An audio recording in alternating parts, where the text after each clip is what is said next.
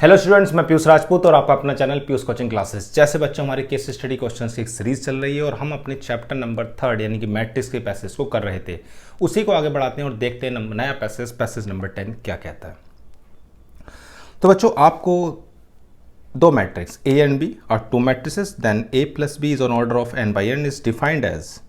आपके पास दो मैट्रिक्स हैं जिनकी ऑर्डर m बाय n है, ठीक है। And if and a and b are two matrices then ab is order of n by p is defined as। आपको पता ही है कि अगर दो मैट्रिक्स सेम ऑर्डर के होते हैं तभी आप उनका एडिशन और सब्ट्रैक्शन कर सकते हैं।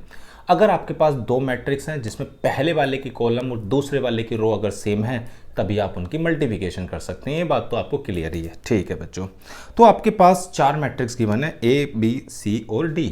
सबसे पहले पूछा है find the product of a and b। ठीक है बच्चों, पहले इन दोनों का प्रोडक्ट निकाल लेते हैं। हमारे पास है a और b, ठीक है। 2 -1 3 4 ये हमारा a मैट्रिक्स है। 5 2 7 और 4 ये हमारा दूसरा मैट्रिक्स है। अब देखो ये भी 2/2 का है और ये भी आपका 2/2 का है, यानी कि ये तो कंफर्म है कि दोनों की यानी पहले वाले का कॉलम और दूसरे वाले की रो सेम है, यानी कि मल्टीप्लिकेशन तो पॉसिबल है। चलो भाई मल्टीप्लाई करते हैं। मल्टीप्लाई में आपको पता ही है कि हम पहले मैट्रिक्स से रो के एलिमेंट्स को लेंगे और दूसरे मैट्रिक्स से कॉलम के एलिमेंट्स की हम मल्टीप्लाई करेंगे। तो 2 × 5 आपका हो जाएगा कितना 10, -1 × ये हो जाएगा -7। पहला कंप्लीट हो गया, दूसरे पाते हैं 2 2 ज़ा 4 -4, ठीक है।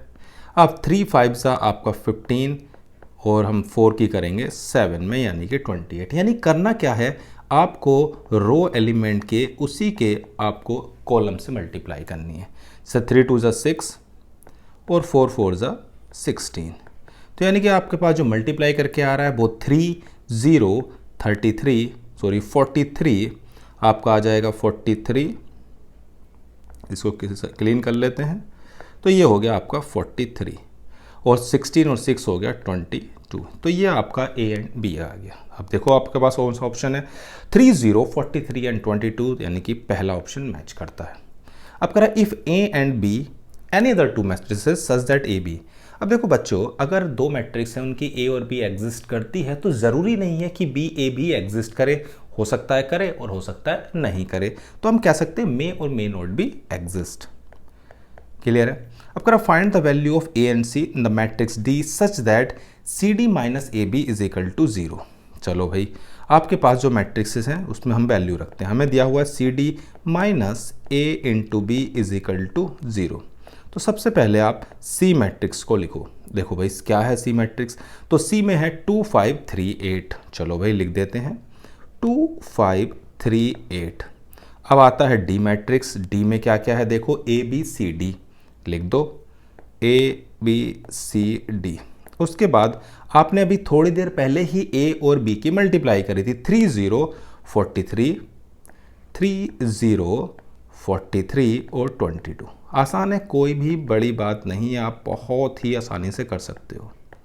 चलो भाई मल्टीप्लाई करते हैं। मल्टीप्लाई का अपना वही रूल है कि रो के एलिमेंट्स की कॉलम में। तो 2a प्लस 5c, दूसरा हो जाएगा आपका 2b plus 5d, 3a plus 8c और 3b प्लस 8d। ये आपका हो गया। माइनस आपको करना है 30 43 22 और ये आ जाएगा 0 0 0 0। ये क्लियर है इतनी बात। चलो भाई माइनस भी कर लेते हैं, क्या आता है माइनस करके। तो ये हो जाएगा बच्चों 2a plus 5c minus 3, 2b plus 5d, okay, 3a plus 8c minus 43, 3b plus 8d minus 22। दोनों को माइनस भी कर दिया। अब हम कंपेयर कर लेते हैं। कंपेयर में क्या है, 2a plus 5c minus 3 is equal to 0, 2b plus 5d is equal to 0, 3a plus 8c minus 43 is equal to 0, 3b plus 8d minus 22 is equal to 0। इतनी बात तो हो गई क्लियर। चलो भाई, यानी कि हमने कंपेयर कर लिया। अब देखो ऊपर वाले में से अगर मैं ए को एलिमिनेट करना चाह रहा हूँ तो मल्टीप्लाई करनी पड़ेगी 3 से, तो 3 2 ज़ा 6, 3 5 ज़ा 15 और 3 3 ज़ा 9।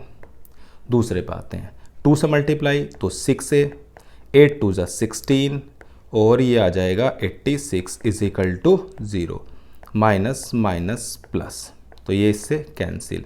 16 में से जाएंगे तो बचेगा -c और 86 में से अगर आपका जाएगा तो कितना बचेगा, तो ये आ जाएगा बच्चों आपका 77 प्लस का 77 इज इक्वल टू 0, तो c की वैल्यू हो गई बच्चों 76। चलो भाई c तो निकल गया, क्लियर है। अब c की वैल्यू रख देते हैं तो a आ जाएगा, तो 2a plus 5 into 77 minus 3 is equal to 0, तो 2a कितना आ जाएगा 3 माइनस 7 5 ज़ा 35 और 7 5 ज़ा 35 और 3 हो गया 385, तो 2a इसमें से आप 3 माइनस करोगे तो -382, तो a की वैल्यू क्या आएगी 2 1 ज़ा 2 9 और 1। चलो भाई, तो a की वैल्यू आ गई -k191, a भी निकल गया।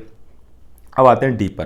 देखो d में भी, इसमें भी 3 से मल्टीप्लाई कर देता हूँ मैं, करते हैं भाई, कितना आ जाएगा 3 2 ज़ा 6b, 3 5 ज़ा 15d इज इक्वल टू 0, ये हो जाएगा 6 plus 16d minus 44 is equal to 0, minus minus plus, ये कैंसिल हो गया, तो d की वैल्यू आ जाएगी 44, d भी निकल गया है। अब बचा है सिर्फ और सिर्फ b, रख देते हैं, तो 2b plus 5 into 44 is equal to 0, तो 2b is equal to 5 into 44, इससे इसको काट देना आप बच्चों, तो v की वैल्यू आ जाएगी -k110। ठीक है, चारों वैल्यू आ गई।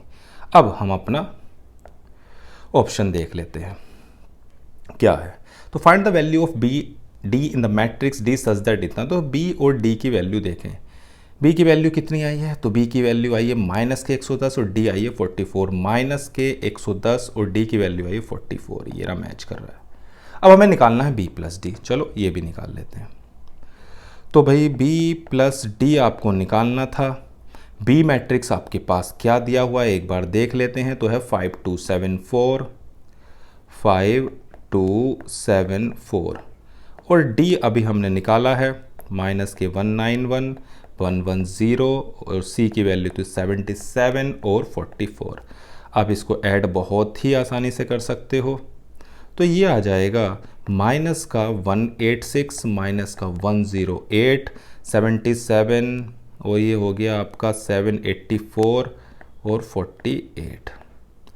चलो भाई देख लेते हैं मैच करके कौन सा कर रहा है, माइनस के 186 ठीक है, 108 84 और 48। चलो आपका हो गया डी, क्लियर है इतनी बात।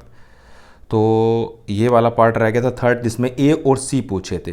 चलो भाई थर्ड भी देख लेते हैं। ए की वैल्यू आई थी -k191 और सी आई थी 77, -k191 और सी की वैल्यू 77, ये भी क्लियर हो गए।